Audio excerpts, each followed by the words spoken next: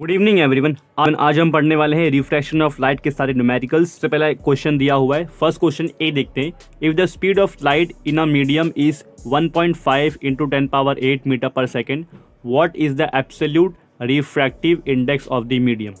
तो यहाँ पे समझना पड़ेगा दो चीज़। सबसे पहले तो रिफ्रैक्टिव इंडेक्स क्या होता है, RI, और दूसरा चीज़ एब्सोल्यूट रिफ्रैक्टिव इंडेक्स क्या होता है। ये दो चीज़ समझ जाएंगे हम तो हमारा ये कॉन्सेप्ट क्लियर हो जाएगा कि हो क्या रहा है। फर्स्ट मीडियम एयर है, सेकेंड मीडियम ग्लास है। फर्स्ट मीडियम यहाँ पर एयर है, सेकेंड मीडियम यहाँ पे वाटर है। सो अगर लाइट एयर से ग्लास में आया तो लाइट बेंड होने वाला है, लाइट ऐसे बेंड होगा। सो इसे हम कहेंगे refractive index of glass with respect to air. यहाँ पे फर्स्ट मीडियम क्योंकि एयर है तो इसे ही प्यार से कहेंगे हम absolute refractive index of glass. इसे कहेंगे absolute refractive index of glass.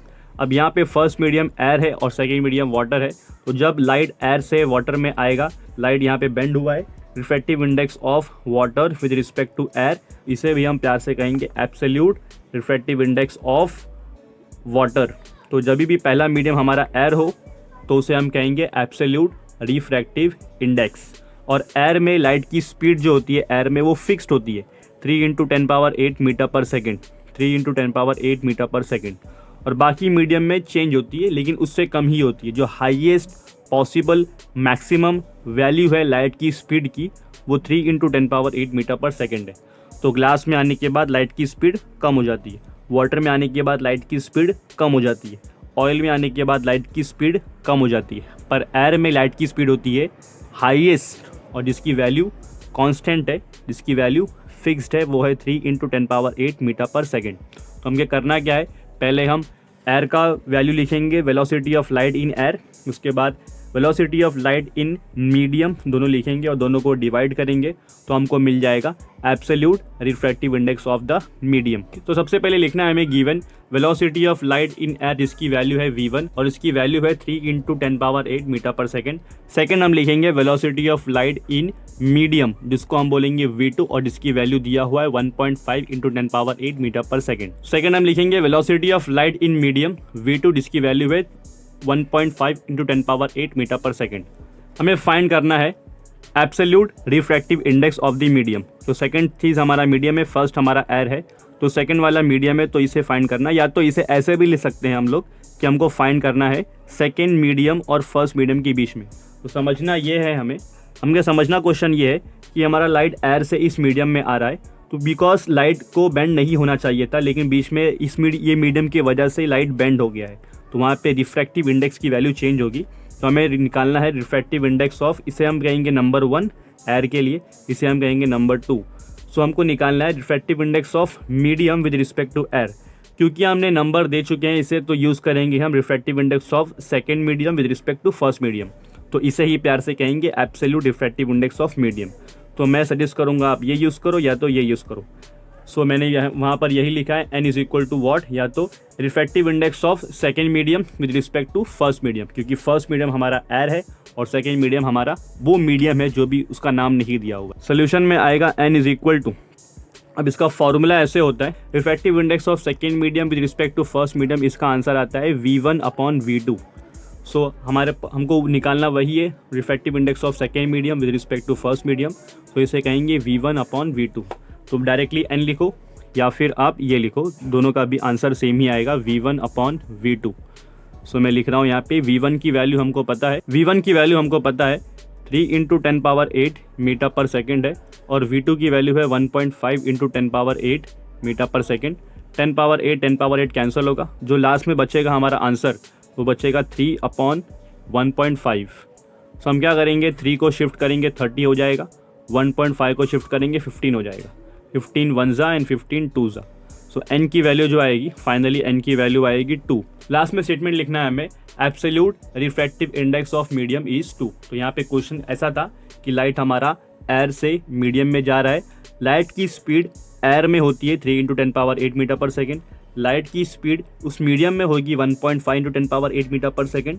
हमारे पास नोटेशन या तो n होगा या तो रिफ्रैक्टिव इंडेक्स ऑफ सेकेंड या मतलब medium with respect to air. So इसका फॉर्मूला आएगा v1/v2।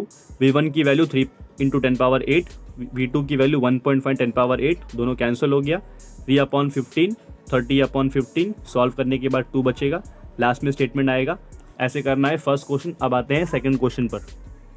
If the absolute refractive indices of glass and water are 3/2 and 4/3 respectively, what is the refractive index of glass with respect to water. तो question समझते हैं पहले। यहाँ पर glass है और यहाँ पर है वाटर।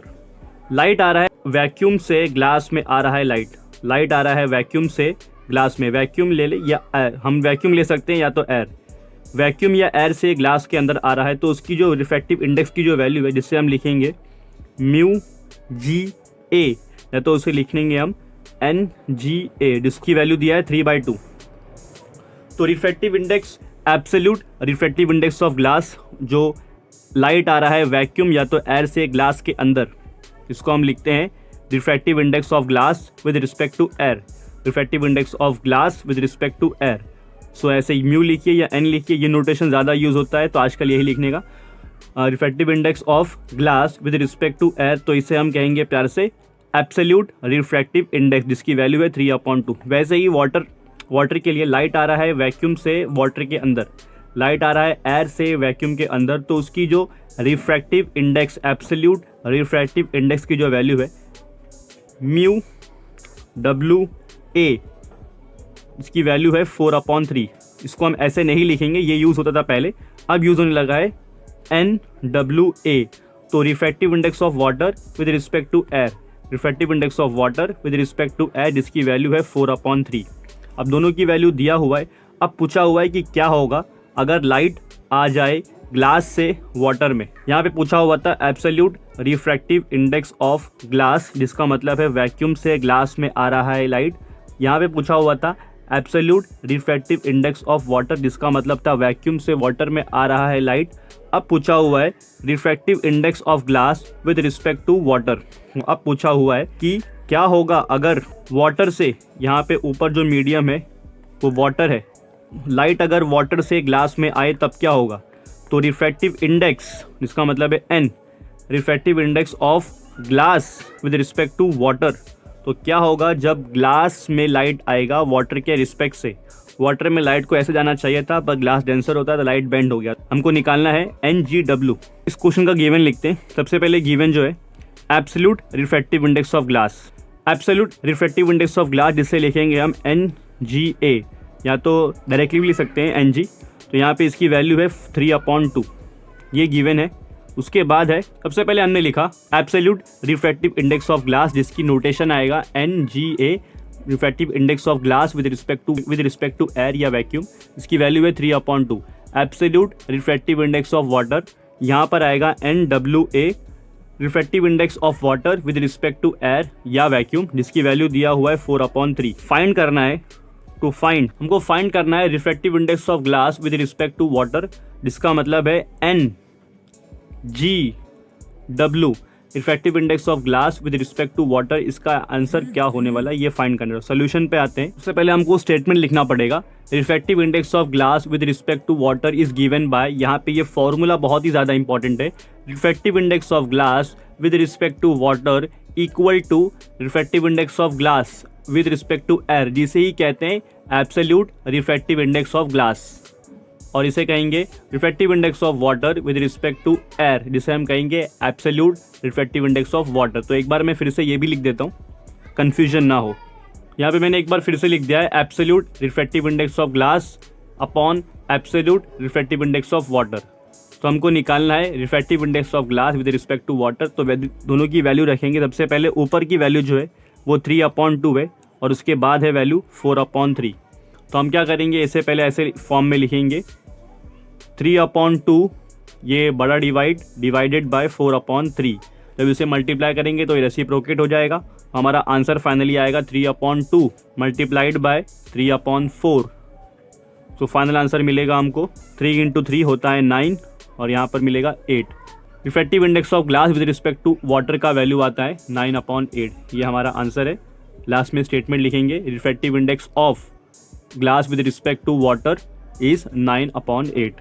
सो लास्ट में स्टेटमेंट लिखना है the refractive index of glass with respect to water is 9/8, 3 into 3 9 और 2 इंटू 4 8 आ गया। आई होप आपको समझ में आ गया हो। All the best for exams.